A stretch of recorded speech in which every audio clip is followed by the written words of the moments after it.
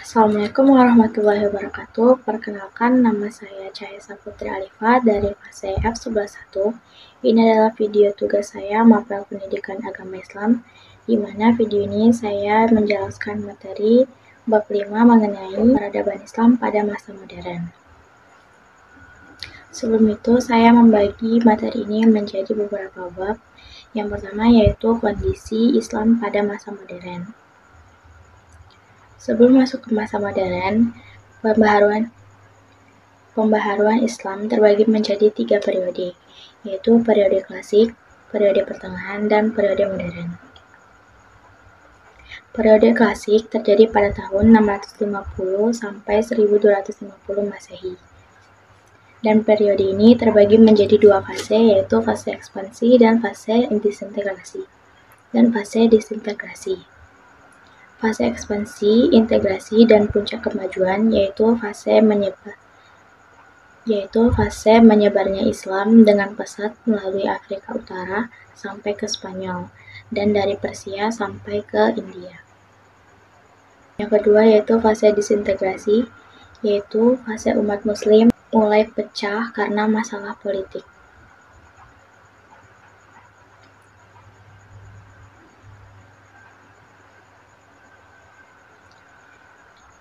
Berikut adalah beberapa penyebab kemajuan Islam pada periode klasik. Yang pertama, umat Islam melaksanakan ajaran Al-Quran yang memerintahkan manusia banyak menggunakan akal. Yang kedua, umat Islam melaksanakan ajaran Rasulullah yang mendorong kaum muslimin agar tidak bergantung pada ilmu agama saja, tetapi harus bergantung ke semua ilmu juga, agar bermanfaat bagi kehidupan. Yang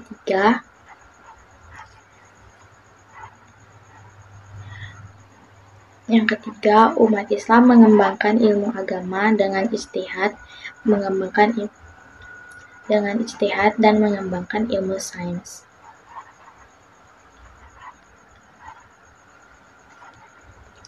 Pada masa ini, dunia Islam tidak hanya muncul ilmu fikih, hadis, dan tafsir, tetapi juga muncul ilmu optika, astronomi, matematika, kimia, optika, bahkan ahli kedokteran. Yang keempat, ulama yang berdiri sendiri. Yang kedua yaitu periode pertengahan terjadi pada tahun 1250 Masehi sampai 1800 Masehi. Fase ini juga terbagi seperti fase klasik, yaitu terbagi jadi 2 fase. Periode ini terbagi menjadi 2 fase juga seperti periode klasik.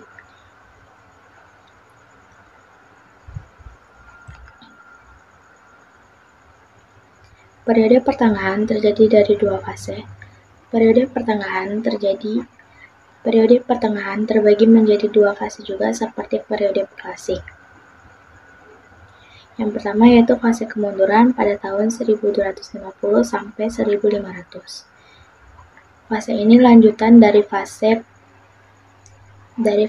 perpecahan kaum muslimin karena masalah politik, di mana sistem kekhalifahan sudah tidak diterapkan lagi.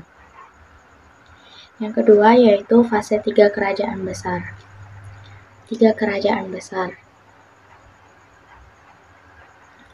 Kerajaan 3 yang dimaksud yaitu Kerajaan Utsmani yang berada di Turki, Kerajaan Safawi yang berada di Persia, dan Kerajaan Mughal yang berada di India. Ini adalah ciri-ciri abad pertengahan. Yang pertama yaitu ulama kurang berani melakukan ijtihad. Yang kedua, para ulama menganggap bahwa penggunaan akal sebagaimana diajarkan Al-Quran sudah bukan zamannya lagi.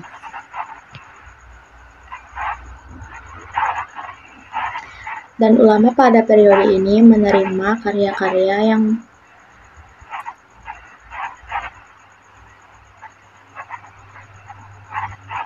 yang dihasilkan oleh orang zaman pada masa klasik.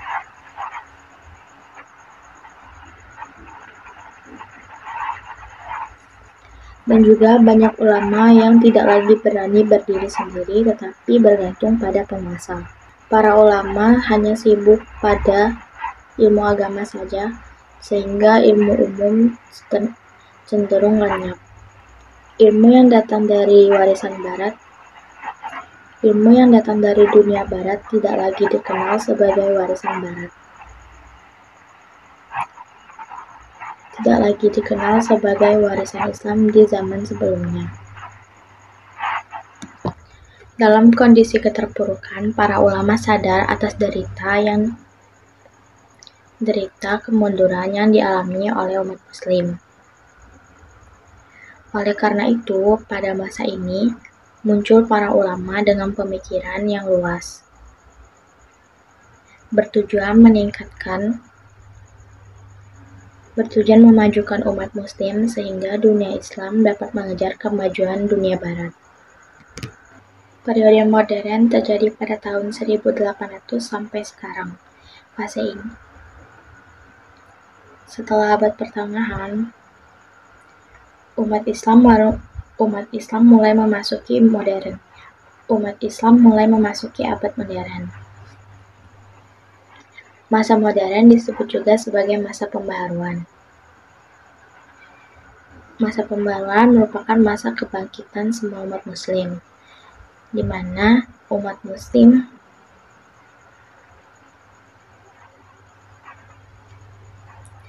menyesuaikan keagamaan Islam dengan pengembangan teknologi sesuai zaman. Pembaruan Islam adalah upaya untuk menyesuaikan paham keagamaan Islam dengan perkembangan dan yang ditimbulkan kemajuan ilmu pengetahuan dan teknologi modern. Periode ini merupakan periode jatuhnya Mesir pada orang Barat.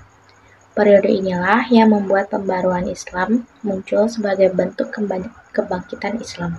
Setelah jatuhnya Mesir ke tangan orang Barat, bangsa Barat menyadarkan umat Islam bahwa di Barat telah timbul peradaban baru yang lebih tinggi dan mengancam bagi umat Islam.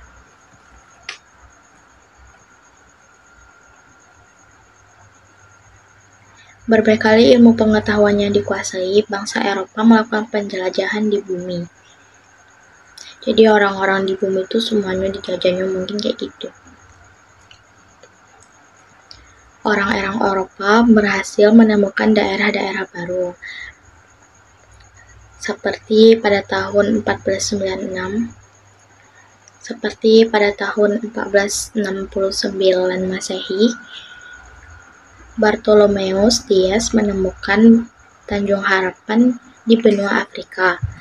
Christopher Columbus berhasil menemukan benua Amerika pada tahun 1492 Masehi, dan Vasco da Gama menemukan benua India pada tahun 1498 Masehi.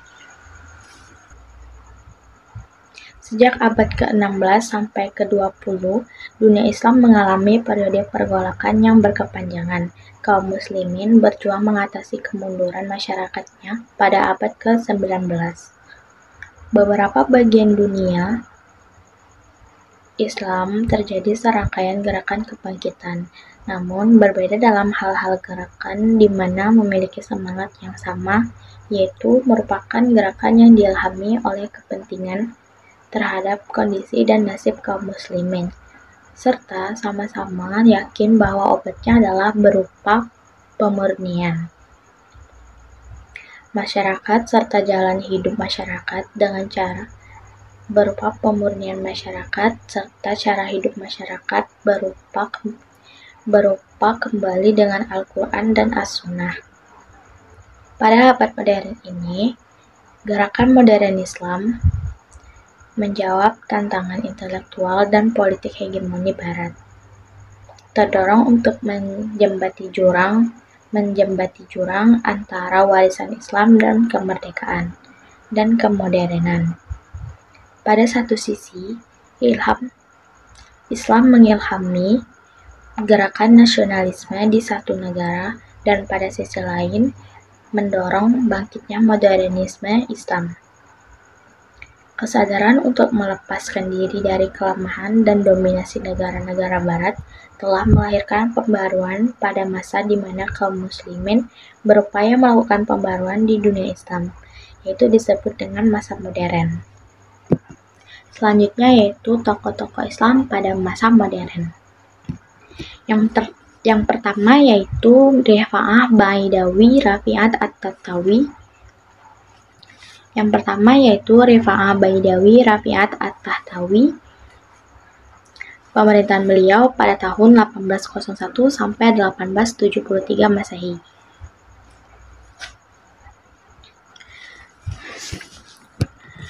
Rifa'ah Baidawi, tokoh ini yang berhasil menerjemahkan lebih dari 1000 karya berbahasa Perancis ke dalam bahasa Arab, sehingga umat Islam dapat mengetahui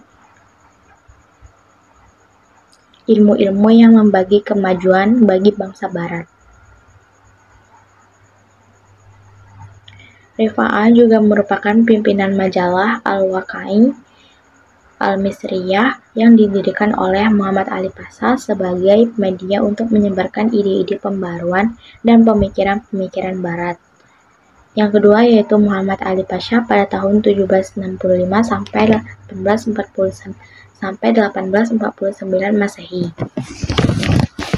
Muhammad Ali Pasha adalah seorang pelopor kebangkitan Islam di Mesir yang lahir pada tahun 1765 di Kawalah, lebih tepatnya di Yunani. Muhammad Ali Pasha ini kalau tidak salah salah satu muridnya Rifa'ah Baidawi Rafi'at At-Tahtawi. Muhammad Ali Pasha banyak melakukan inovasi yang sangat berpengaruh, yaitu berhasil menjaga stabilitas ekonomi Islam, stabilitas ekonomi Mesir.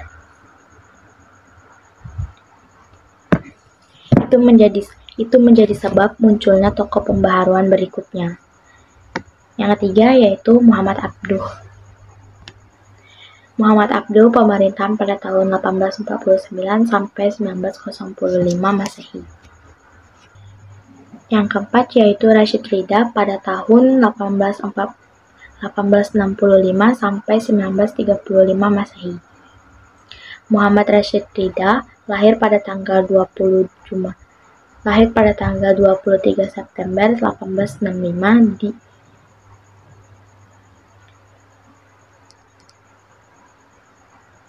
di Kalamun, yaitu desa di Lebanon yang letaknya tidak jauh dari kota Tarabus,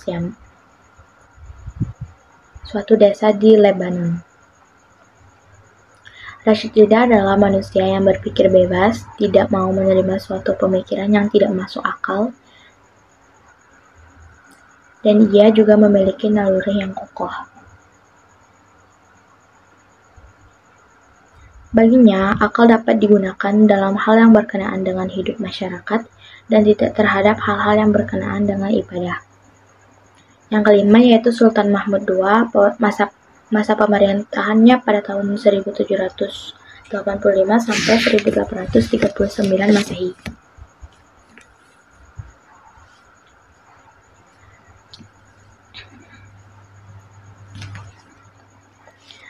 Sultan Mahmud II lahir pada Kerajaan Konstantinopel. Sultan Mahmud II lahir di Konstantinopel, Kerajaan Ottoman pada 20 Juli 1785. Ia merupakan bangsawan yaitu putra bungsu dari Sultan Ottoman ke-27.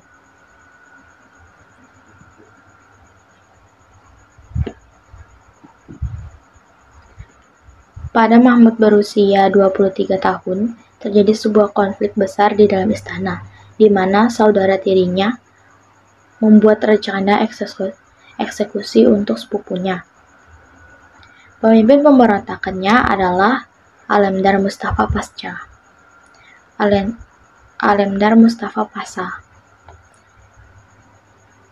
Dalam peristiwa ini, sepupunya yang dieksekusi wafat, sementara Mahmud disembunyikan oleh ibunya agar tidak menjadi korban selanjutnya. Tidak lama kemudian, Sultan Mahmud II diangkat menjadi khalifah pada tahun 1808 Masehi. Yang keenam yaitu Jamaluddin Al-Afghani. Pada tahun 18 pemerintahan beliau pada tahun 1838 sampai 1897 Masehi. Sesuai namanya, Jamaluddin Al-Afghani lahir di Afghanistan pada tahun 1838.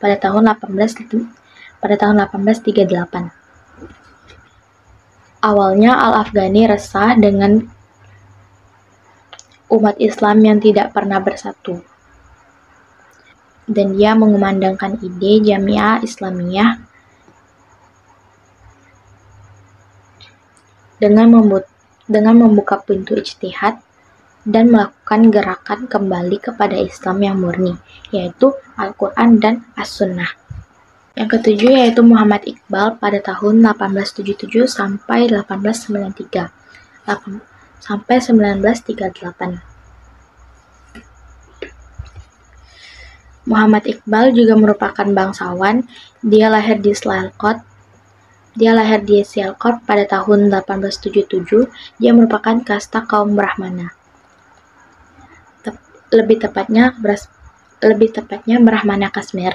Dia dimasukkan ke maktab untuk mempelajari Al-Quran, kemudian ke Scottish Mission School, mempelajari agama, bahasa Arab, bahasa Persia. Muhammad Iqbal merupakan pemikiran Islam yang maju.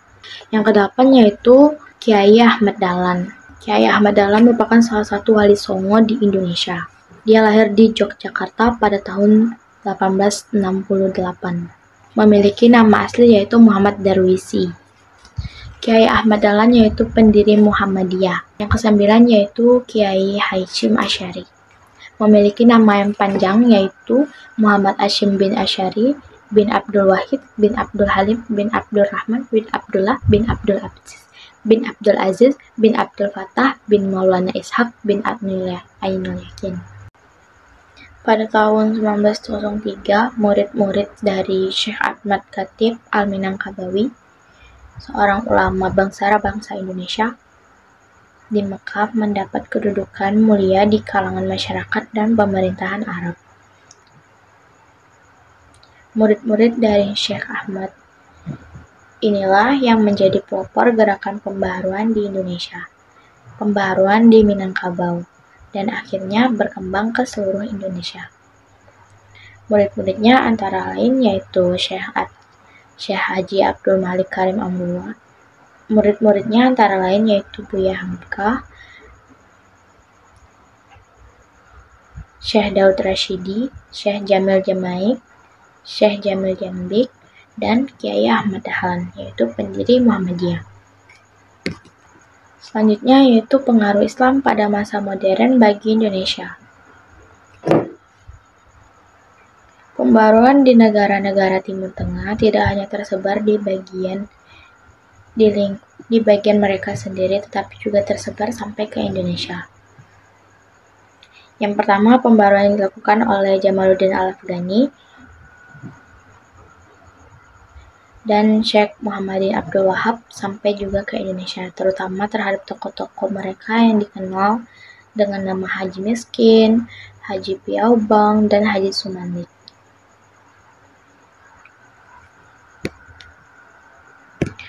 Sepulang dari Tanah Suci, mereka terilhami oleh paham Syekh Muhammad Abdul Wahab. Mereka pulang dari Tanah Suci pada tahun 1803 Masehi, dan sebagai pengaruh pemikiran para pembaru Timur Tengah tersebut, yaitu timbulnya gerakan Paderi. Gerakan ini ingin membersihkan ajaran Islam yang telah campur membaur dengan perbuatan-perbuatan yang bukan Islam. Dan ini tentu saja membuat pertentangan antara golongan adat dan golongan Padari. Pengaruh yang ketiga yaitu munculnya berbagai organisasi dan kelembagaan Islam modern di Indonesia pada awal abad ke-20, baik bersifat keagamaan, politik, maupun ekonomi. Salah satunya yaitu Muhammadiyah. Misi Muhammadiyah adalah memurnikan ajaran Islam dari praktik yang dianggap tidak sesuai dengan ajaran Al-Quran dan As-Sunnah, Al-Quran dan Hadis. Kesimpulannya yaitu gerakan pembaruan yang menyebabkan lahirnya organisasi keagamaan pada mulanya bersifat keagamaan, tetapi seiring dengan kondisi masyarakat pada saat itu, kemudian menjelma menjadi kegiatan politik yang menuntut kemerdekaan Indonesia, dan hal tersebut dirasakan mendapat pengaruh yang signifikan dari pemikir-pemikir para pembaharu Islam, baik di tingkat nasional maupun internasional. Sekian penjelasan materi peradaban Islam pada masa modern dari saya. Semoga bermanfaat. Wassalamualaikum warahmatullahi wabarakatuh.